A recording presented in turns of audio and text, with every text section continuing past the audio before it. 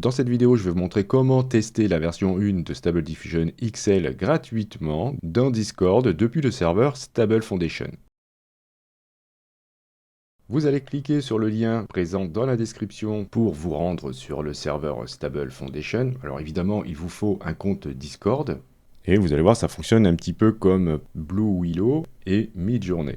Une fois que vous êtes dans le serveur, il vous faut trouver un salon dans lequel se trouve le bot, ici, donc SDXL BetaBot. Vous avez des salons qui portent le nom bot suivi d'un tiret et d'un chiffre, et c'est là que vous allez pouvoir créer vos images. Donc je vais cliquer sur le 10e, par exemple, et là vous vous retrouvez comme dans Midjourney et dans Blue Willow, dans un salon public dans lequel vous allez voir apparaître en temps réel les images générées par les autres utilisateurs. C'est ici que vous allez aussi générer vos images. Vous faites un clic en bas, vous ajoutez slash, et pour voir les lignes de commande disponibles par le bot, vous allez cliquer sur l'espèce de lune ici.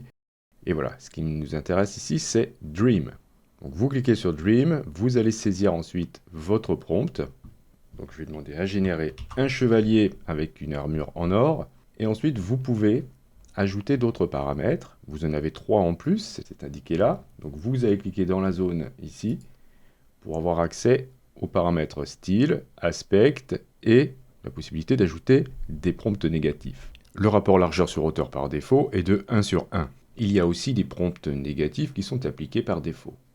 Alors si vous souhaitez en ajouter, vous cliquez sur Negative Prompt et ensuite là, vous pourrez ajouter ce que vous souhaitez. Ensuite, vous cliquez ici si vous souhaitez ajouter d'autres paramètres, par exemple le style, et dans la liste, vous allez pouvoir choisir ce que vous souhaitez.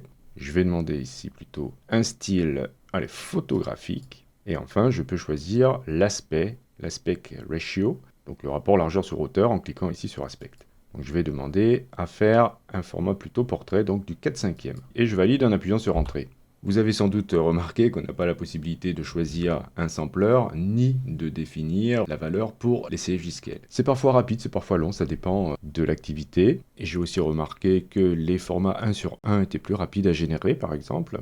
Voilà, vous obtenez 2 images, et chose hyper intéressante, vous allez pouvoir choisir celle que vous préférez, ce qui va permettre d'améliorer le modèle. Pour cela, vous allez cliquer sur A ou sur B, voilà, pour l'image de gauche ou l'image de droite. Et ça, vous allez pouvoir le faire pour toutes les images que vous voyez apparaître dans le salon.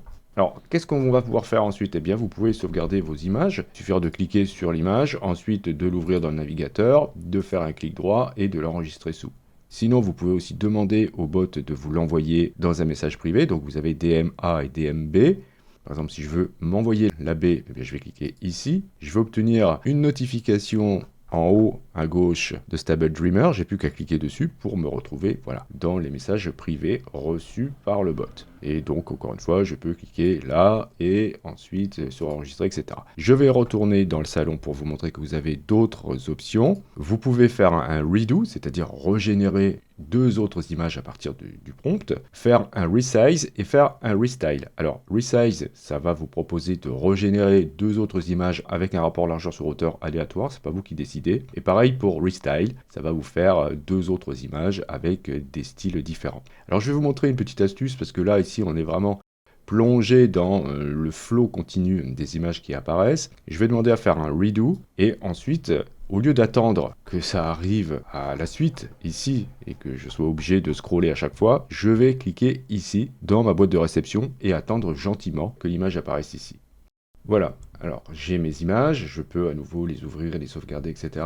Et si j'ai besoin de faire d'autres modifs, eh bien je vais cliquer sur y aller pour retourner dans le salon, voilà, et retrouver mes 2 images pour, par exemple, faire un restyle et demander à générer mes 2 images avec un style totalement aléatoire. C'est ce que je vais tenter de faire pour vous montrer. En attendant, je peux voter pour choisir celle que je préfère. En tout cas, on peut voir que les détails sont assez bluffants avec cette version de Stable Diffusion.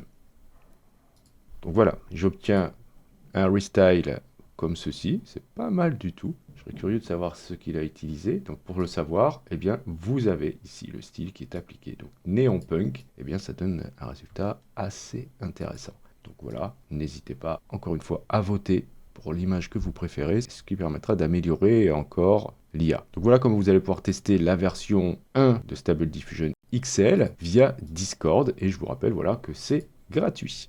Je vous remercie d'avoir suivi cette vidéo. Si vous avez des questions, n'hésitez pas à le faire dans les commentaires. Si vous souhaitez soutenir cette chaîne, c'est hyper important que vous cliquiez sur j'aime. Si vous n'êtes pas abonné et que vous souhaitez le faire, vous pouvez cliquer sur abonnez-vous. N'oubliez pas la petite clochette pour être averti des prochains tutos. Et justement, on se dit à la prochaine pour un autre tuto.